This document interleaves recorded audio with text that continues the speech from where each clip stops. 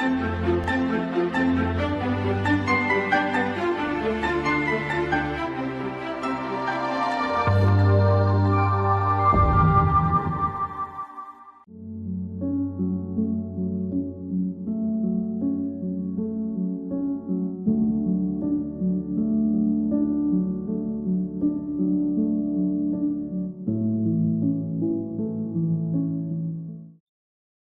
শিক্ষার্থীগণ, আজকের এই আলোচনায় ভারতের সংবিধানে স্বীকৃত নাগরিকদের জন্য শোষণের বিরুদ্ধে প্রতিরোধের অধিকার এবং ধর্মীয় স্বাধীনতার অধিকার নিয়ে আলোচনা করা হবে। আমরা জানি ভারতের সংবিধানে নাগরিকদের জন্য মোট 6 ধরনের মৌলিক অধিকার সুরক্ষিত রয়েছে, যা সংবিধানের 12 থেকে 32 নং ধারায় সুন্দরভাবে ব্যাখ্যা দেওয়া হয়েছে। এবং মূল সংবিধানের দিকে যদি তাকাই তাহলে দেখব যে মূল সংবিধানে কিন্তু মোট 7 ধরনের মৌলিক অধিকার ছিল। তার মধ্যে পরবর্তীকালে 1978 সালে 44তম সংবিধান সংশোধনের মাধ্যমে সম্পত্তির অধিকারকে 31 নং ধারা থেকে সরিয়ে দেওয়া হয়েছে এবং তাই বর্তমানে তা 300 ক নং ধারায় একটি বিধিবদ্ধ অধিকার হিসেবে স্থান পেয়েছে। এবং 1978 সালের 44th কনস্টিটিউশনাল অ্যামেন্ডমেন্ট অ্যাক্ট এরপর থেকে নাগরিকদের জন্য মোট 6 ধরনের মৌলিক অধিকার রয়েছে। এই 6টি মৌলিক অধিকারের মধ্যে অত্যন্ত গুরুত্বপূর্ণ দুটি মৌলিক অধিকার হলো শোষণের বিরুদ্ধে প্রতিরোধের অধিকার এবং তার সাথে সাথে আরেকটি হলো ধর্মীয় স্বাধীনতার অধিকার। এই যে শোষণের বিরুদ্ধে প্রতিরোধের অধিকার, এটা নিয়ে আমি প্রথমে আলোচনা করব। শোষণের বিরুদ্ধে প্রতিরোধের অধিকারের সমগ্র আলোচনাটার যদি আমরা প্ল্যানিংটা দেখি তাহলে দেখব যে একদম প্রথমেই মৌলিক অধিকার বিষয়টা কি এবং কেন অধিকারকে, কোন কোন অধিকারকে কেন আমরা মৌলিক বলবো। আমরা তো শুধু অধিকার কথাটা ইউজ করতে পারতাম, কিন্তু অধিকার এবং মৌলিক অধিকার এগুলির মধ্যে আদৌ কি কোনো পার্থক্য আছে, এই বিষয়টা বুঝবো।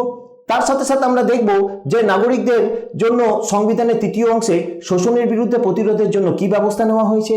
তার সাথে সাথে আমরা দেখব যে এই নিয়ে ভারত সরকারের গুরুত্বপূর্ণ কি কি পদক্ষেপ হয়েছে, কি কি গুরুত্বপূর্ণ মামলা হয়েছে, সুপ্রিম কোর্ট কোন কোন বিষয়ে কি কি গুরুত্বপূর্ণ রায় দিয়েছে, এই বিষয়গুলোকে আমরা দেখব। এছাড়াও এর পরের যে গুরুত্বপূর্ণ মৌলিক অধিকার, যেটা আমরা 4th ফান্ডামেন্টাল রাইটস বলি অফ ইন্ডিয়ান সিটিজেন্স, সেটা হলো যে ধর্মীয় স্বাধীনতার অধিকার, যা সংবিধানের 3য় অংশে 25 নং ধারা থেকে 28 নং ধারায় সুরক্ষিত রয়েছে। সংবিধানের অভিভাবক এবং ব্যাখ্যাকর্তা হিসেবে সুপ্রিম কোর্টের একটি অত্যন্ত গুরুত্বপূর্ণ ভূমিকা রয়েছে, কেননা সুপ্রিম কোর্ট সংবিধানের অভিভাবক এবং ব্যাখ্যাকর্তা। সুপ্রিম কোর্ট ভারতের নাগরিকদের মৌলিক অধিকারগুলিকে সুরক্ষিত করার জন্য বিভিন্ন সময়ে বিভিন্ন রায় দিয়েছে। তার মধ্যে সর্বাধিক উল্লেখযোগ্য হলো 1973 সালে যে কেশবানন্দ ভারতী মামলা, যেখানে বেসিক স্ট্রাকচার ডক্ট্রিনটা এলো, মানে সংবিধানের মৌল কাঠামো সংক্রান্ত যে ধারণা এলো, সেখানে কিন্তু মৌলিক অধিকারকে সুরক্ষিত করার জন্য, মৌল কাঠামোকে সুরক্ষিত রাখার জন্য একটা ল্যান্ডমার্ক ভার্ডিক্ট দেওয়া হয়েছে। আমি বিভিন্ন সময়ে আলোচনায় সেটা আসবো। এবং সবশেষে আমরা কি কি গ্রন্থ এখানে আমাদের পড়া দরকার সেটা আমরা আলোচনা করব। এবং আমরা যদি প্রথমেই যে বিষয়টা আমাদের জানা দরকার যে অধিকার কি এবং মৌলিক অধিকার কি।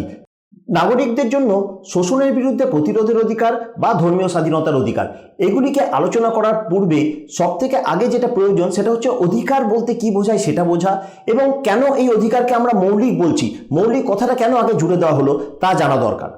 অধিকার বলতে আমরা এমন এক বিশেষ পরিস্থিতির বা বিশেষ পরিবেশের সুস্থ সংরক্ষণকে বোঝাই, যেখানে প্রত্যেক ব্যক্তি তার ব্যক্তিত্বের পূর্ণাঙ্গ বিকাশ করতে পারে। অর্থাৎ প্রত্যেক ব্যক্তির যে ইনহেরেন্ট যে কোয়ালিটি, সেটাকে বিকাশ করার একটা অনুকূল একটা পরিবেশ পাই যাতে করে, এবং যদি সেটা পাই তাহলে বুঝতে হবে যে সেই ব্যক্তি সুনির্দিষ্ট কিছু অধিকার ভোগ করছে। তার কারণ হচ্ছে, দেখুন, প্রত্যেকটা ব্যক্তির কিন্তু পৃথক পৃথক গুণ রয়েছে, পৃথক পৃথক তার ইনহেরেন্ট কোয়ালিটি রয়েছে, তার এফিসিয়েন্সি আলাদা আলাদা রয়েছে। তাই তার ব্যক্তিত্বের বিকাশ ঘটানোর জন্য যদি অনুকূল পরিবেশ সুরক্ষিত করা না যেতে পারে তাহলে কিন্তু অধিকারহীনতায় তাকে পড়তে হয়, সেক্ষেত্রে কিন্তু অধিকার সুরক্ষিত হয় না। তাই অধিকার হলো ভীষণভাবে গুরুত্বপূর্ণ, সুনির্দিষ্ট, আইন দ্বারা সংরক্ষিত এবং বলা যেতে পারে পূর্ব শর্ত অনুযায়ী নির্ধারিত। এবং সবথেকে যেটা গুরুত্বপূর্ণ বিষয় সেটা হচ্ছে অধিকার কিন্তু অর্জিত হয়, মানে ডেরিভেটিভ হয়। বাই নেচার রাইটস আর ডেরিভেটিভ। যেমন ভোটদানের অধিকার, একজন নাগরিক যখন 18 বছর বয়স পূর্ণ করে তখন সে ভোটদানের অধিকার পায়। তার মানে ভোটদানের অধিকার পাওয়ার জন্য 18 বছর বয়স্ক হওয়াটা হচ্ছে তার পূর্ব শর্ত। এইরকম অধিকার হলো ডেরিভেটিভ বা অর্জিত এবং সুনির্দিষ্ট। এবং বলা যেতে পারে সীমিত গণ্ডির মধ্যে, আইনের গণ্ডির মধ্যে সীমিত। অন্যদিকে মৌলিক অধিকার কিন্তু একদম জন্মসূত্রে প্রাপ্ত, এটা হচ্ছে স্বতঃস্ফূর্ত, যাকে আমরা ইংরেজিতে স্পন্টেনিয়াস বলি। এই অধিকার কাউকে নতুন করে প্রদান করার দরকার পড়ে না। মৌলিক অধিকার হলো সেই অধিকারগুলি যেগুলি একজন ব্যক্তি একদম জন্মলগ্নেই পায়। এই অধিকারগুলি হলো একজন ব্যক্তির জীবন থেকে ইনএলিয়েনেবল বা অবিচ্ছিন্ন, যা থেকে একজন ব্যক্তিকে বিচ্ছিন্ন করা যায় না। এই অধিকারগুলিকে যে কারণে বলা হয় আত্মিক অধিকার। এই অধিকারগুলি কোনো অবস্থাতেই একজন ব্যক্তিকে তার অধিকার থেকে কখনোই বঞ্চিত করা যায় না। রাষ্ট্র আইন প্রণয়ন করেও কোনো ব্যক্তিকে এই অধিকার থেকে বঞ্চিত করতে পারে না, যে কারণে এগুলিকে বেসিক রাইটস বলা হয়, এগুলিকে ন্যাচারাল রাইটস বলা হয়, এগুলিকে ফান্ডামেন্টাল রাইটস বলা হয়, এগুলিকে হিউম্যান রাইটস বলা হয়। যেমন এই অধিকারগুলির প্রাথমিক সবচেয়ে গুরুত্বপূর্ণ বৈশিষ্ট্য হচ্ছে এগুলি হচ্ছে স্বতঃস্ফূর্তভাবে প্রাপ্ত, জন্মসূত্রে প্রাপ্ত।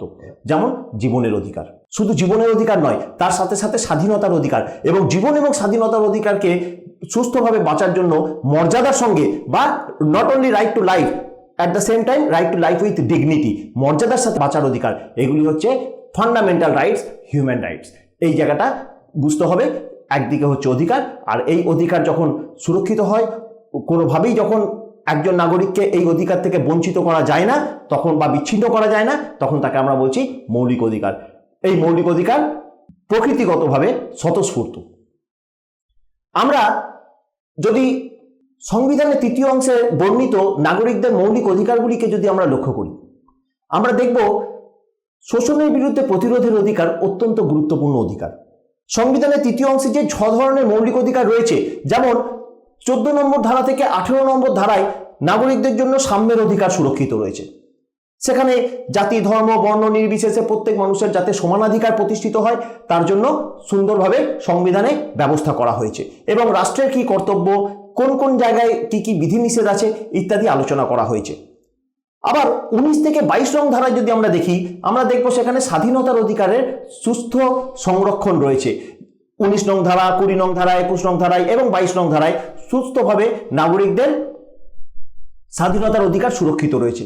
এবং 19 থেকে 22-এর পরে যে অধিকারটি এখানে আমরা আলোচনা করব সেটা হচ্ছে শোষণের বিরুদ্ধে প্রতিরোধের অধিকার। এই শোষণের বিরুদ্ধে প্রতিরোধের অধিকার অত্যন্ত গুরুত্বপূর্ণ। কেন না, আমরা যদি ভারতের আর্থসামাজিক রাজনৈতিক ইতিহাসের দিকে তাকাই তাহলে দেখব যে নানা সময়ে নানা কারণে ভারতে ব্যাপক শোষণের কিছু ইতিহাস রয়েছে। মধ্যযুগীয় বা তারও আগের সময় থেকে আমরা যদি দেখি, আমরা দেখব ভারতের আর্থসামাজিক ইতিহাস, সেখানে ব্যাপক বৈষম্য রয়েছে, সেখানে নারী পুরুষের মধ্যে বৈষম্য ছিল, জাতপাতের সমস্যা ছিল, বিভিন্ন ফর্মে স্ট্রাকচারাল ভায়োলেন্স বা আমরা যাকে কাঠামোগত হিংসা বলি, যা আজও ভিন্ন ভিন্ন ফর্মে রয়েছে, সেগুলো ছিল।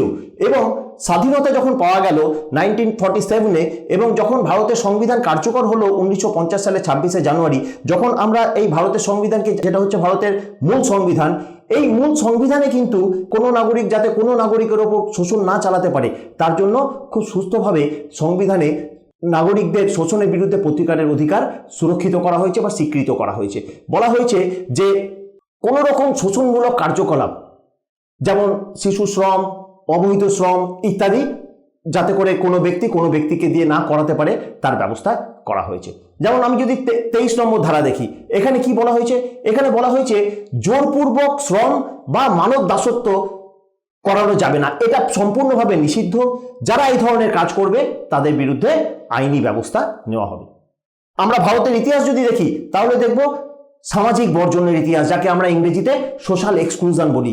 সমাজের যে মেন স্ট্রিম ডেভেলপমেন্ট, এই মেন স্ট্রিম ডেভেলপমেন্ট থেকে বিভিন্ন সময়ে হয় জাতপাতের কারণে অথবা লিঙ্গের কারণে, মানে নারী পুরুষের কারণে, নানা কারণে সোশ্যাল এক্সক্লুশনের শিকার হতে হয়েছে একদল মানুষকে। তাই এই সোশ্যাল এক্সক্লুশনের সমস্যা থেকে মুক্তির জন্য বা সামাজিক বর্জনের সমস্যা থেকে মুক্তির জন্য, এবং অবৈধভাবে কাউকে দিয়ে কাউকে কায়িক শ্রম বা কাউকে শ্রমদানে বাধ্য করার যে শোষণ, সেখান থেকে মুক্তির জন্য এই অধিকার সংবিধানে মৌলিক অধিকার হিসেবে সুরক্ষিত হয়েছে। রাষ্ট্র এই ধরনের শোষণমূলক কার্যক্রমের বিরুদ্ধে কার্যকরী আইন প্রণয়নও করে থাকে এবং আইন প্রণয়ন করতে বাধ্য থাকে। সংবিধানে সুস্পষ্টভাবে নাগরিকদের এই শোষণের বিরুদ্ধে প্রতিকারের অধিকার সুরক্ষিত হয়েছে। আবার আমরা যদি 24 নং ধারা দেখি, 24 নং ধারায় কি বলা হয়েছে? 24 নং ধারা মূলত dedicated to the prohibition of child labour. কেন না, এখানে বলা হচ্ছে যে নাবালক অবস্থায় কোনো শিশুকে শ্রমদানে বাধ্য করা যাবে না। এই শ্রমদানে বাধ্য করা হচ্ছে সম্পূর্ণভাবে নিষিদ্ধ। শিশুদের মৌলিক অধিকার রক্ষা করতে এই ধারা অত্যন্ত গুরুত্বপূর্ণ। বলা হয়েছে যে যাতে করে প্রত্যেক শিশু তার যে অন্তর্নিহিত আত্মা, তার যে আত্মিক বিকাশ বা তার যে অন্তর্নিহিত গুণ, তাকে যাতে করে সে সম্পূর্ণভাবে বিকাশ করতে পারে, তার অনুকূল পরিবেশ সুরক্ষিত করতে হবে। তাকে মানসিকভাবে এবং শারীরিকভাবে সেই পরিবেশ দিতে হবে যাতে করে সে শারীরিকভাবে এবং মানসিকভাবে সম্পূর্ণভাবে বিকাশ লাভ করতে পারে।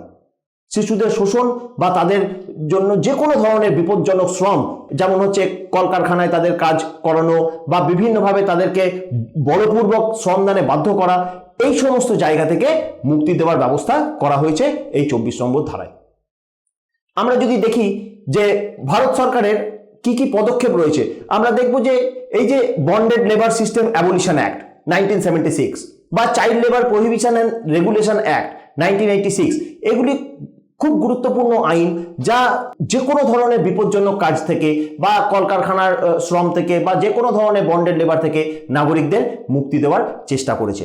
তাই আইন দ্বারা এগুলিকে নিষিদ্ধ করা হয়েছে, কেননা এগুলি মানুষের যে বেঁচে থাকার অধিকার, আমি যেটা প্রথমেই বলেছিলাম যে মৌলিক অধিকারের খুব গুরুত্বপূর্ণ একটা বিষয় হচ্ছে যে শুধুমাত্র অধিকার নয়, শুধুমাত্র জীবনের অধিকার নয়, right to life with dignity, মর্যাদার সঙ্গে জীবন অতিবাহিত করার অধিকার, এটা বেশি গুরুত্বপূর্ণ। তাই এই ধরনের আইন পাসের মধ্য দিয়ে চেষ্টা করা হয়েছে যাতে করে নাগরিকরা সুস্থ জীবন যাপন করতে পারে। শিশু শ্রম নিরোধের জন্য একটার পর একটা ব্যবস্থা নেওয়া হয়েছে, প্রচুর আইন, যেমন ফ্যাক্টরি অ্যাক্ট, মাইন্স অ্যাক্ট ইত্যাদি নানা রকমের আইন তৈরি হয়েছে। আবার কর্মসংস্থান এবং দারিদ্র্য বিমোচনের জন্য একটার পর একটা সিরিজ অফ অ্যাক্টিভিটিস কিন্তু ভারত সরকারের তরফে নেওয়া হয়েছে। যেমন আমরা যদি টুয়ার্ডস ইকুয়ালিটি রিপোর্টের দিকে তাকাই 1974, আমরা যদি গরিবী হাটাও পরিকল্পনার দিকে তাকাই, আমরা যদি বিভিন্নভাবে গ্রামীণ স্বরোজগার যোজনার দিকে তাকাই, আমরা যদি মনরেগা প্রকল্পের দিকে তাকাই, আমরা দেখব এরকম প্রচুর পাবলিক পলিসি বা জননীতি নেওয়া হয়েছে যেগুলো দারিদ্র্য দূরীকরণের জন্য কাজ করেছে, যেগুলি নাগরিকদের সুস্থ জীবন নিশ্চিত করার জন্য ব্যবস্থা করা হয়েছে। এই সমস্ত ব্যবস্থা কিন্তু করা হয়েছে কর্মসংস্থানের জন্য। খুব গুরুত্বপূর্ণ কিছু মামলা যদি আমরা লক্ষ্য করি, যেখানে সুপ্রিম কোর্টের ভূমিকা অত্যন্ত গুরুত্বপূর্ণ নাগরিকদের এই শোষণের বিরুদ্ধে প্রতিরোধের অধিকারকে নিশ্চিত করার ক্ষেত্রে। যেমন এই যে বান্দুয়া মুক্তি মোর্চা মামলা, বান্দুয়া মুক্তি মোর্চা ভার্সেস ইউনিয়ন অফ ইন্ডিয়া 1984, এই মামলার দিকে যদি আমরা দেখি তাহলে দেখব যে সুপ্রিম কোর্ট এই মামলায় বন্ডেড লেবারকে সম্পূর্ণভাবে নিষিদ্ধ করেছে এবং একটা ঐতিহাসিক রায় দিয়েছে। এটা অত্যন্ত গুরুত্বপূর্ণ 1984। আবার 1996-এ আমরা যদি দেখি MC মেহতা বনাম স্টেট অফ তামিলনাড়ু মামলা, এখানে সুপ্রিম কোর্ট খুব পরিষ্কার ভাষায় বলেছে যে শিশুদের বেকার খাটানো এবং তাদের শোষণের বিরুদ্ধে তাদের যে অধিকার তাকে সুরক্ষিত করা, এই সুরক্ষিত করার ক্ষেত্রে সুপ্রিম কোর্ট অত্যন্ত গুরুত্বপূর্ণ ভূমিকা নিয়েছে, শিশুদের বেকার খাটানো নিষিদ্ধ করেছে। এরকম জাস্ট একটা উদাহরণ দেওয়া হয়েছে। আমরা বলতে পারি যে এরকম আরো অনেক মামলা রয়েছে যেখানে সুপ্রিম কোর্ট নাগরিকদের অধিকার সুরক্ষা করার জন্য, বিশেষ করে শোষণের বিরুদ্ধে প্রতিরোধের অধিকার সুরক্ষিত করার জন্য একটার পর একটা ব্যবস্থা নিয়েছে। এটা তো গেল শোষণের বিরুদ্ধে প্রতিরোধের অধিকার। আমরা সংবিধানের 3য় অংশে বর্ণিত যে মৌলিক অধিকারগুলি রয়েছে, এই মৌলিক অধিকারগুলির মধ্যে যদি আমরা ধর্মীয় স্বাধীনতার অধিকারের দিকে তাকাই, যেটা সংবিধানের 3য় অংশে বর্ণিত 6 ধরনের মৌলিক অধিকারের মধ্যে 4th ফান্ডামেন্টাল রাইট, এটা অত্যন্ত একটা গুরুত্বপূর্ণ মৌলিক অধিকার। তার কারণ হচ্ছে ভারত রাষ্ট্রের যদি আমরা চরিত্র বিশ্লেষণ করি তাহলে ভারত মূলত বহুত্ববাদী রাষ্ট্র। এখানে বহু ধর্মের মানুষ, বহু ধর্মীয় সম্প্রদায়ের মানুষ একসাথে বসবাস করে। তাই ভারতের যে রিলিজিয়াস হেটেরোজিনিটি, ভারতের যে ডাইভার্সিটি, এই ডাইভার্সিটিকে যাতে করে অক্ষুণ্ণ রাখা যায়, যাতে করে সুনিশ্চিত করা যায় প্রত্যেক মানুষের ধর্মীয় স্বাধীনতার অধিকারকে, তার জন্য সংবিধান প্রণেতাগণ একদম মূল সংবিধানেই মৌলিক অধিকারের জায়গাতে নাগরিকদের জন্য 3য় অংশে 25 থেকে 28 নং ধারায় ধর্মীয় স্বাধীনতার অধিকারকে সুরক্ষিত করেছে।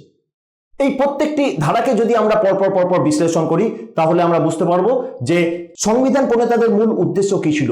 সংবিধান প্রণেতাদের একটি বিষয় অত্যন্ত তারা গুরুত্বের সাথে তারা বিচার করেছেন, যাতে করে স্বাধীনতা পাওয়ার পর কোনোভাবে ভারতের যে ধর্মীয় ভাবাবেগ, ভারতের যে ধর্মীয় সংহতি, বিভিন্ন ধর্মীয় সম্প্রদায়গুলির মধ্যে পারস্পরিক যে সৌহার্দ্যপূর্ণ যে সম্পর্ক, সেটা যাতে নিশ্চিত করা যায়, সেটা যাতে এনশিওর করা যায়। তার কারণ হচ্ছে আমরা সকলেই জানি যে ভারত রাষ্ট্রের জন্মই হয়েছে ধর্মীয় লাইনে পার্টিশনের মধ্য দিয়ে, এবং আমরা যদি 1940-এর দশকটাকে যদি দেখি, যখন ভারতের সংবিধান প্রণেতারা সংবিধান প্রণয়ন করছেন গণপরিষদের মধ্যে, তখন একটার পর একটা ডিবেট যদি আমরা দেখি, 1946 সালে 9 ডিসেম্বর যখন গণপরিষদের প্রথম অধিবেশন বসেছে, সংবিধান লেখার কাজ চলছে, এবং সেখান থেকে আমরা যদি একদম 1949 সালে 26শে নভেম্বর পর্যন্ত যে সময়কালে সংবিধান লেখা হয়েছে, তৎকালীন সময়ে আমরা যদি কনস্টিটিউয়েন্ট অ্যাসেম্বলি ডিবেট, যেটাকে শর্টে CAD বলা হয়, আমরা যদি সেগুলো দেখি, সেখানে আমরা দেখব যে ধর্মীয় স্বাধীনতা সুরক্ষার ক্ষেত্রে কিন্তু খুবই গুরুত্বপূর্ণ ভূমিকা কিন্তু নেওয়া হয়েছে।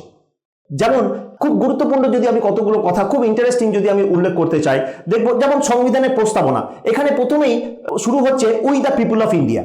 কিন্তু একদম প্রথমে ভারতের এই যে সনাতনী যে একটা ট্র্যাডিশন যদি আমরা লক্ষ্য করি, প্রথমে কিন্তু সংবিধান প্রণেতারাই গণপরিষদের মধ্যে এই কথাটি দিয়ে প্রস্তাবনা শুরু করার চেষ্টা করেছিলেন যে in the name of god, কিন্তু গণপরিষদের বিতর্কে এটা বেরিয়ে এলো, অনেকে তার তীব্র বিরোধিতা করলেন, বললেন in the name of god. স্বাধীনতা পাওয়ার পরেই তারপরে বিভিন্ন ধর্মীয় সম্প্রদায়গুলি নিজেদের মধ্যে এই নিয়ে বিবাদে মেতে যাবে যে হুজ গড, কারণ এখানে হিন্দু মেজরিটি রয়েছে, তার সাথে সাথে মুসলিমরা রয়েছে, তার সাথে সাথে খ্রিস্টান, বৌদ্ধ, শিখ, জৈন, এরকম বিভিন্ন ধর্মীয় সম্প্রদায় মানুষ একসঙ্গে সহাবস্থান করছেন। তাই উচিত কি এমন এক সংবিধান প্রণয়ন করা যেখানে প্রত্যেক ব্যক্তি তার বিবেকের স্বাধীনতা, তার ইচ্ছামতো ধর্মীয় অধিকার বা ধর্মাচরণের স্বাধীনতা, তার বিবেকের স্বাধীনতা যাতে করে সে ভোগ করতে পারে। সে কারণে সংবিধানের প্রস্তাবনায় কি বলা হলো যে আসল হচ্ছে জনতা সবচেয়ে গুরুত্বপূর্ণ যে কোনো গণতন্ত্রের ক্ষেত্রে, যে কোনো ডেমোক্রেসিতে।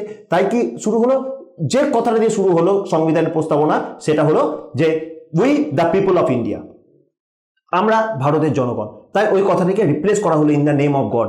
এইভাবে ভারতের সংবিধান প্রণেতারা অত্যন্ত আবেগের সাথে, অত্যন্ত সচেতনতার সাথে ধর্মীয় স্বাধীনতার অধিকারকে ভীষণভাবে গুরুত্ব দিয়েছেন, এবং সে কারণেই ফান্ডামেন্টাল রাইটসের 25 থেকে 28 নং ধারায় ধর্মীয় স্বাধীনতার অধিকারকে সুরক্ষিত করা হয়েছে। যেমন 25 নং ধারায় এখানে বিবেকের স্বাধীনতা, ধর্ম পালন, ধর্মাচরণ, ধর্ম প্রচার ইত্যাদি স্বাধীনতাকে সুনিশ্চিত করা হয়েছে। একই রকম ভাবে 26 নম্বর ধারায় স্বাধীনভাবে নিজের ধর্মকে পরিচালনা করার অধিকার দেওয়া হয়েছে। 27 নম্বর ধারায় যেমন বলা হচ্ছে যে কোনো ধর্ম সম্প্রদায়ের মানুষ অন্য কোনো ধর্ম সম্প্রদায়ের মানুষকে বা যে কোনো মানুষকে জোর করে ধর্ম পালনের জন্য বা ধর্ম প্রচারের জন্য কর প্রদানে বাধ্য করতে পারবে না।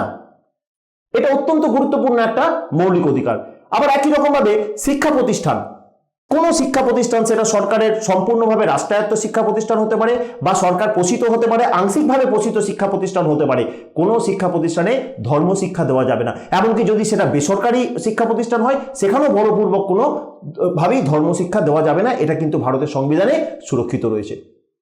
মূল কথা যেটা, সেটা হচ্ছে যে এই ধর্মীয় স্বাধীনতার অধিকার মূলত হচ্ছে ভারতের নাগরিকদের এমন এক গুরুত্বপূর্ণ অধিকার যা ধর্মীয় সহিষ্ণুতাকে যেমন সুনিশ্চিত করেছে, তার সাথে সাথে ভারতের যে ধর্মনিরপেক্ষ কাঠামো, সেই ধর্মনিরপেক্ষ কাঠামোকে সুরক্ষিত করার চেষ্টা করেছে। আমরা যদি একদম অনুচ্ছেদ অনুযায়ী পরপর একদম দেখি যে 25 নং ধারা থেকে 28 নং ধারায় ধর্মীয় স্বাধীনতার জন্য কি কি ব্যবস্থা করা হয়েছে, তাহলে দেখব 25 নং ধারায় কি বলা হয়েছে। 25 নং ধারায় বলা হচ্ছে ধর্ম বিশ্বাসের স্বাধীনতা, ধর্ম পালন, ধর্ম প্রচার, ধর্মচর্চা ইত্যাদির স্বাধীনতা প্রত্যেক নাগরিক এই অধিকার ভোগ করবে তার মৌলিক অধিকার হিসেবে।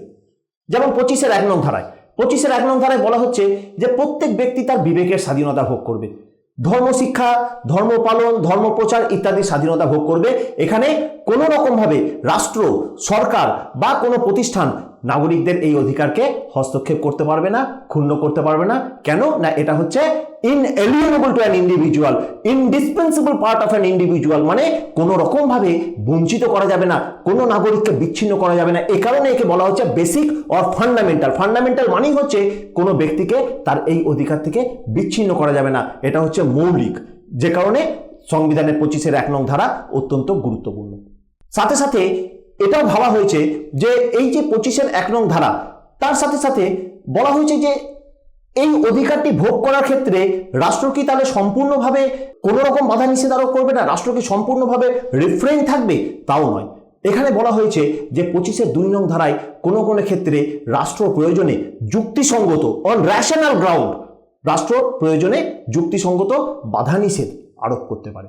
হয়েছে এই যুক্তিসঙ্গত বাধা নিষেধ আরোপ করার ক্ষেত্রে কিছু শর্ত দেওয়া হয়েছে, যেমন জনশৃঙ্খলা রক্ষা, জনস্বাস্থ্য রক্ষা, নৈতিকতা রক্ষা। এমন নয় যে আমার ধর্মীয় স্বাধীনতার অধিকার আছে, তার মানে এই নয় যে আমি ধর্মীয় স্বাধীনতার অধিকারকে ভোগ করার ক্ষেত্রে আমি যা ইচ্ছা তাই করব, কোনোভাবে জনশৃঙ্খলা লঙ্ঘন করব, আমি এমন কিছু ধর্মীয় ভাষণ দেব যাতে করে মানুষের অন্য ধর্মের মানুষের ভাবাবেগ আঘাতপ্রাপ্ত হয় বা কেউ মানসিকভাবে আহত হয়। তাই এটাকে বলা হয়েছে যে জনশৃঙ্খলা নষ্ট করা যাবে না। নৈতিকতা বা এথিক্যাল গ্রাউন্ডে ধর্মচর্চা করতে হবে। এটা দেখতে হবে যাতে করে জনস্বাস্থ্য সুরক্ষিত থাকে। ধর্মচর্চা করার নামে বা আমার মৌলিক অধিকার আমি ভোগ করছি, এইটা করতে গিয়ে আমি যা ইচ্ছা তাই বলবো, যা ইচ্ছা তাই করব, তা করা যাবে না। ধর্মীয় অধিকার ভোগ করা যেতে পারবে, কিন্তু সেই অধিকার হবে সুনির্দিষ্ট গণ্ডির মধ্যে। কিরকম গণ্ডি? আইনের গণ্ডির মধ্যে।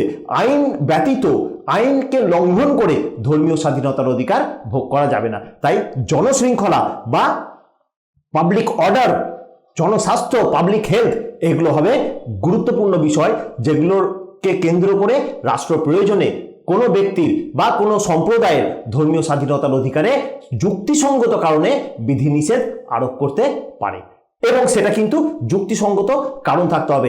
তাছাড়া একজন ব্যক্তি তার যে আত্মিক যে বিকাশ বা তার যে বিবেকের যে স্বাধীনতা, কনসায়েন্স যেটাকে আমরা বলি, সেখানে কিন্তু সে সম্পূর্ণভাবে মৌলিক অধিকার হিসেবে ধর্মীয় স্বাধীনতার অধিকার ভোগ করতে পারবে।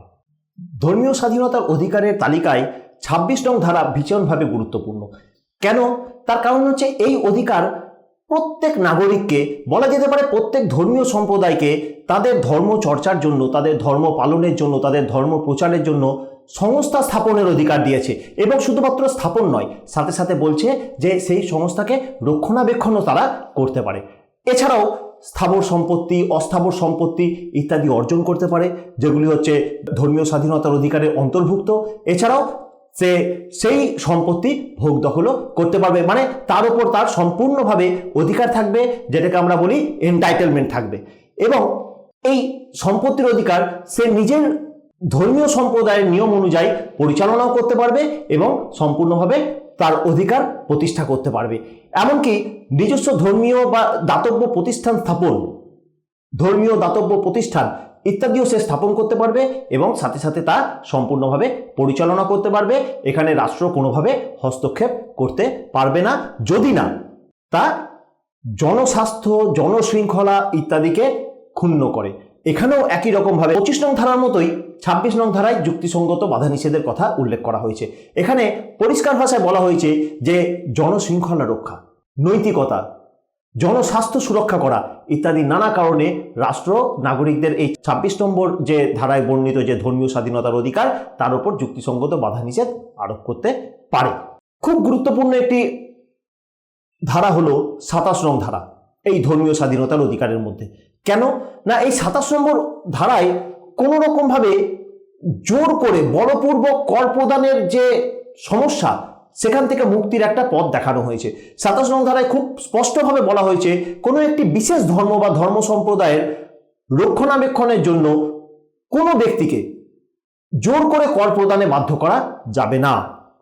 যদি সেটা করা হয় তাহলে সেটা জনশৃঙ্খলার বিরোধী হবে এবং সেক্ষেত্রে রাষ্ট্র কিন্তু বাধা নিষেধ আরোপ করতে পারে। সুতরাং জোর করে বলপূর্বক কর প্রদানে কোনো ব্যক্তিকে বাধ্য করা যাবে না যে আমি আমার ধর্ম প্রচার করছি, আমি আমার ধর্ম চর্চা করছি, আমি কোনো একটা জায়গায় মন্দির তৈরি করব, মসজিদ তৈরি করব, বা আমি আমার কোনো কারণে কোনো ধর্মীয় কোনো বড় সভা করব, তার জন্য কোনো ব্যক্তিকে জোর করে ধর্মের কারণে কর প্রদান করতে বাধ্য করা যাবে না। আবার 28 নম্বর ধারা যদি দেখি, 28 নং ধারায় খুব পরিষ্কারভাবে যে বিষয়টা রাখা হয়েছে তা হলো ধর্ম শিক্ষার ব্যাপারটা। কোনো রাষ্ট্রায়ত্ত শিক্ষা প্রতিষ্ঠান, সরকার দ্বারা পোষিত, সরকার সম্পূর্ণভাবে যে শিক্ষা প্রতিষ্ঠান চালাচ্ছে, এমনকি সরকার আংশিকভাবে যে সমস্ত শিক্ষা প্রতিষ্ঠানকে স্পন্সর করছে, যেগুলোকে গভর্নমেন্ট এডেড এডুকেশনাল ইনস্টিটিউশন বলে, এই ধরনের কোনো শিক্ষা প্রতিষ্ঠানে কোনোভাবে ধর্ম শিক্ষা দেওয়া যাবে না। অর্থাৎ ভারতের যে ধর্মনিরপেক্ষতার আদর্শ, সেই ধর্মনিরপেক্ষতার আদর্শকে সুনিশ্চিত করতে হবে। কোনো রাষ্ট্রপোষিত শিক্ষা প্রতিষ্ঠানে ধর্ম শিক্ষা দেওয়া যাবে না, তাকে সম্পূর্ণভাবে নিষিদ্ধ করা হয়েছে। এবং যদি কোনো বেসরকারি শিক্ষা প্রতিষ্ঠান হয়, সেখানেও বলা হয়েছে শিক্ষার্থীর ইচ্ছার বিরুদ্ধে গিয়ে বলপূর্বক কোনোভাবে কোনো ধর্ম শিক্ষা দেওয়া যাবে না। এবং এইটি করার মধ্য দিয়ে ভারতের যে ধর্মনিরপেক্ষতার আদর্শ, তাকে সুরক্ষিত করার চেষ্টা করা হয়েছে। ধর্মীয় স্বাধীনতার অধিকার এটা খুব গুরুত্বপূর্ণ একটা অধিকার, যেটা এর গুরুত্ব পরিষ্কারভাবে বোঝা গেছে 1973 সালে যখন কেশবানন্দ ভারতী বনাম কেরালা রাজ্য মামলা হলো। সুপ্রিম কোর্টের যে বেঞ্চ, 13 জন বিচারপতির যে বেঞ্চ, যেটাকে আমরা বলছি সাংবিধানিক বেঞ্চ বা কনস্টিটিউশনাল বেঞ্চ, এই বেঞ্চ যে বেসিক স্ট্রাকচার ডক্ট্রিন নিয়ে আসে, যে এই বেঞ্চ যে রায় দেয়, সেখানে পরিষ্কার ভাষায় বলে যে পার্লামেন্ট প্রণীত আইন কি নাগরিকদের মৌলিক অধিকারকে সংশোধন করতে পারে, নাকি মানুষের মৌলিক অধিকারগুলো প্রকৃতই মৌলিক যে পার্লামেন্ট কোনো আইন প্রণয়নের মাধ্যমে এগুলিকে সংশোধন করতে পারে না। এই সংক্রান্ত যে বিবাদ, যে ডিবেট, যে বিতর্ক মূলত শঙ্করী প্রসাদ মামলা বা সজ্জন সিং মামলা থেকেই চলছিল, সেই বিবাদকে বলা যেতে পারে এই 1973 সালের কেশবানন্দ ভারতী বনাম কেরালা রাজ্য মামলায় সেই বিবাদকে একটা ইতি টানা হয়। সেই বিবাদে যেখানে বলা হয় যে সংবিধানের যে মৌলিক কাঠামো একে অক্ষুণ্ণ রেখে পার্লামেন্ট প্রয়োজন পড়লে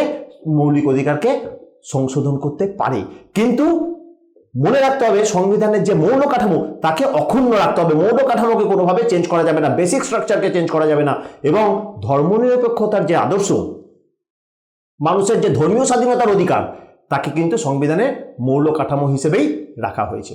এবং এটা 1973 সালে কেশবানন্দ ভারতী মামলা। আবার আমরা যদি শাবনাম হাজমি বনাম ভারত সরকার মামলা দেখি 2014 সালের, সেখানে সুপ্রিম কোর্ট খুব স্পষ্টভাবে বলেছে যে রিলিজিয়াস কনভার্সন করানো যাবে না। বলপূর্বক কাউকে বাই ফোর্স আমি ধর্মান্তকরণ করলাম, এক ধর্ম থেকে অন্য ধর্মে আমি রূপান্তর করলাম, সেটাও কিন্তু করা যাবে না। রিলিজিয়াস কনভার্সন বাই ফোর্স সম্পূর্ণভাবে এটা নিষিদ্ধ করা হয়েছে, এবং এখানে সুপ্রিম কোর্ট একটা ল্যান্ডমার্ক জাজমেন্ট দিয়েছে। সাবরীমালা মামলা, যেটা অত্যন্ত বিতর্কের সূত্রপাত করেছিল 2018 সালে, আজ থেকে খুব বেশি পুরনো নয়, যেখানে সুপ্রিম কোর্ট পরিষ্কারভাবে নারী পুরুষের সমানাধিকার প্রতিষ্ঠা, ধর্মীয় স্বাধীনতার ক্ষেত্রে পুরুষের সাথে সাথে নারীরও সমানাধিকার প্রতিষ্ঠার জন্য একটা ল্যান্ডমার্ক জাজমেন্ট দিয়েছে, যেখানে সুপ্রিম কোর্ট পরিষ্কার ভাষায় বলেছে যে কোনো মন্দিরে, সাবরীমালা মন্দিরে, যেখানে আগেতে শুধুমাত্র পুরুষদের প্রবেশাধিকার ছিল, সেখানে নারীরাও সমানভাবে প্রবেশ করতে পারে, এই অধিকার কিন্তু দেওয়া হয়েছে। আজ আমরা এই ক্লাসে যে বিষয়টি আলোচনা করলাম, মূলত শোষণের বিরুদ্ধে প্রতিরোধের অধিকার এবং ধর্মীয় স্বাধীনতার অধিকার, যদি আমরা গুরুত্বের দিক থেকে দেখি তাহলে দেখব যে এই দুটি অধিকার নাগরিকদের মৌলিক অধিকার হিসেবে অত্যন্ত গুরুত্বপূর্ণ। ভারতের যে আর্থসামাজিক যে ইতিহাস, যে ট্র্যাডিশন, যেখানে সামাজিক বর্জন বা স্ট্রাকচারাল ভায়োলেন্স, যাকে আমরা কাঠামোগত হিংসা বলি, যেখানে জেন্ডার ভায়োলেন্স রয়েছে, যেখানে জাতপাত কেন্দ্রিক ভায়োলেন্স রয়েছে, যেখানে ধনী দরিদ্রের মধ্যে বিভাজন রয়েছে, সেখানে এই অধিকারগুলি এত গুরুত্বপূর্ণ যে একজন ব্যক্তি বা একটি গোষ্ঠী অপর কোনো ব্যক্তি বা গোষ্ঠীকে কোনো রকমভাবে বলপূর্বক শ্রমদানে বাধ্য করতে পারবে না, কোনোভাবে শোষণ করতে পারবে না, এবং তার জন্য 23 এবং 24 নং ধারায় শোষণের বিরুদ্ধে প্রতিরোধের অধিকারকে সুরক্ষিত করা হয়েছে। এমনকি শিশু শ্রমের মতো যে ব্যাধি, যাকে আমরা সামাজিক ব্যাধি বলি, এই রকম ব্যাধি থেকেও যাতে করে মানুষের মৌলিক অধিকারকে সুরক্ষিত করা যায়, তার জন্য সুস্পষ্টভাবে সংবিধান প্রণেতারা ব্যবস্থা করেছেন সংবিধানের 23 এবং 24 নং ধারায় শোষণের বিরুদ্ধে প্রতিরোধের অধিকার প্রতিষ্ঠা করার মধ্য দিয়ে। তবে একথা মনে রাখতে হবে, এখনো পর্যন্ত স্বাধীনতা 7 দশক 8 দশক হতে চললো, 7 দশক পেরিয়ে গেছে, এখনো পর্যন্ত সম্পূর্ণভাবে আমরা শোষণের বিরুদ্ধে প্রতিকারের অধিকারের সম্পূর্ণ যে বাস্তবায়ন সেটা লক্ষ্য করিনি। নানা রকমভাবে আমরা দেখতে পাই যে gross violation of human rights বা মানবাধিকারের যে লুণ্ঠন প্রতিনিয়ত নানা ফর্মে হচ্ছে। কোথাও জেন্ডার ভায়োলেন্স হচ্ছে, কোথাও কাস্ট বেসড ভায়োলেন্স হচ্ছে, কোথাও ধনী দরিদ্রের মধ্যে বিভাজন, কোথাও পলিটিক্যাল ভায়োলেন্স হচ্ছে। নানা রকম কারণে মানুষের যে মৌলিক অধিকার তা কিন্তু ক্ষুণ্ণ হয়েছে। তাই এই যে শোষণের বিরুদ্ধে প্রতিরোধের অধিকার, এই অধিকারকে আরো ভালোভাবে বলিষ্ঠ আইন প্রণয়নের মধ্য দিয়ে রাষ্ট্রকে এগিয়ে আসতে হবে, এবং তার সাথে সাথে একটি নাগরিক সমাজ, যে নাগরিক সমাজ হবে অত্যন্ত ভাইব্রেন্ট, অত্যন্ত সচেতন নাগরিক সমাজ, যা মানুষের মৌলিক অধিকার সম্পর্কে সচেতন, শুধু সচেতন নয়, সাথে সাথে নিজের মৌলিক অধিকারের সাথে সাথে অপর ব্যক্তিরও মৌলিক অধিকার রয়েছে সেই ব্যাপার সম্পর্কে সে সচেতন, এবং শুধু এই সচেতন হলেই হবে না, তার সাথে সাথে সেই সচেতনতাকে একদম বাস্তবায়ন করা, মানুষের যে গণতান্ত্রিক মূল্যবোধ বা চেতনা তাকে প্রতিষ্ঠা করা, এটার প্রয়োজন আছে। তবে গিয়েই এই যে মৌলিক অধিকার 23 এবং 24 নং ধারায় যা সংবিধান প্রণেতারা অন্তর্ভুক্ত করেছিলেন, তার উদ্দেশ্য সফল হবে, বাস্তবায়িত হবে। আবার আমরা যদি 25 নম্বর থেকে 28 নম্বর ধারায় যে ধর্মীয় স্বাধীনতার অধিকার দেখি, তাহলে এখানে প্রথমেই যেটা উল্লেখ করতে হয়, ভারত রাষ্ট্রের যে চরিত্র আমরা ছোটবেলা থেকে শুনে আসছি যে ইউনিটি ইন ডাইভার্সিটি, মানে বৈচিত্র্যের মধ্যে ঐক্য, এবং এই যে বৈচিত্র্য রয়েছে সেই বৈচিত্র্যগুলোর মধ্যে সবথেকে গুরুত্বপূর্ণ একটা বৈচিত্র্য হচ্ছে এখানে সর্বধর্ম সমভাব রয়েছে, এখানে সর্বধর্মের মহামিলন ক্ষেত্র রয়েছে, সকল ধর্মের মানুষ এখানে সহাবস্থান করে। এটা হিন্দু মেজরিটি দেশ হতে পারে, কিন্তু এখানে যারা রিলিজিয়াস মাইনরিটি তাদেরও সম্পূর্ণভাবে মৌলিক অধিকার রয়েছে, সংবিধান স্বীকৃত প্রত্যেকটি মৌলিক অধিকার তাদেরও মৌলিক অধিকার। তাই মাইনরিটি রাইটস প্রত্যেক ব্যক্তির, লিঙ্গুইস্টিক মাইনরিটি, রিলিজিয়াস মাইনরিটি, প্রত্যেকের যাতে করে অধিকার সুরক্ষিত হয় তার জন্য সংবিধানের এই 25 থেকে 28 নং ধারা ভীষণভাবে একটা গুরুত্বপূর্ণ একটা জায়গা, যেখানে কিন্তু এটা ঠিক করা হয়েছে যে প্রত্যেক ব্যক্তি তার স্বাধীনতা অনুযায়ী, বিবেকের স্বাধীনতা, তার যে ধর্মাচরণ, ধর্ম পালন ইত্যাদি স্বাধীনতা সে যাতে করে নির্বিঘ্নে ভোগ করতে পারে তার জন্য একটা ব্যবস্থা করা হয়েছে। এবং ঠিক এখানেই গুরুত্ব হচ্ছে সংবিধানের অভিভাবক এবং ব্যাখ্যাকর্তা হিসেবে সুপ্রিম কোর্টের, কেননা সুপ্রিম কোর্ট এই ধর্মীয় স্বাধীনতার অধিকার, ধর্মনিরপেক্ষতার যে আদর্শ তাকে সংবিধানের মৌল কাঠামো হিসেবে উল্লেখ করেছে, স্বীকৃতি দিয়েছে। এখানেই ধর্মীয় স্বাধীনতার অধিকার অত্যন্ত গুরুত্বপূর্ণ। এখানে কিছু সহায়ক গ্রন্থের কথা বলা হয়েছে, যে গ্রন্থগুলি পাঠ করলে এই বিষয়ে একটা সম্যক ধারণা পাওয়া যাবে। যেমন দুর্গাদাস বসুর introduction to the constitution of India অত্যন্ত গুরুত্বপূর্ণ। সুভাষী কাশ্যপের আওয়ার কনস্টিটিউশন, যা বাংলা ভাষাতেও আছে, আমাদের সংবিধান, যা ন্যাশনাল বুক ট্রাস্ট থেকে বেরিয়েছে, তার উল্লেখ রয়েছে। এছাড়াও এম লক্ষ্মীকান্তের যে ইন্ডিয়ান পলিটি, তার যে লেটেস্ট এডিশন রয়েছে, সেখানে আমরা ভারতের যে শাসন ব্যবস্থা, ভারতের যে রাজনীতির রূপরেখা সে সম্পর্কে একটা সুষ্ঠু আইডিয়া পাবো। এবং সেখানে কিন্তু এই ধর্মীয় স্বাধীনতার অধিকার, শোষণের বিরুদ্ধে প্রতিকারের অধিকার ইত্যাদি সম্পর্কে বিস্তারিত বিশ্লেষণ রয়েছে। এবং শেষ পাবলিকেশন থেকে যে বইটি বেরিয়েছে খুব গুরুত্বপূর্ণ, বিদ্যুৎ চক্রবর্তী এবং রাজেন্দ্র কুমার পান্ডের যে বই ইন্ডিয়ান গভর্নমেন্ট অ্যান্ড পলিটিক্স, এই বইটির এখানে উল্লেখ রয়েছে। এটিও এই বিষয়ে জানার জন্য একটি গুরুত্বপূর্ণ বই। ধন্যবাদ।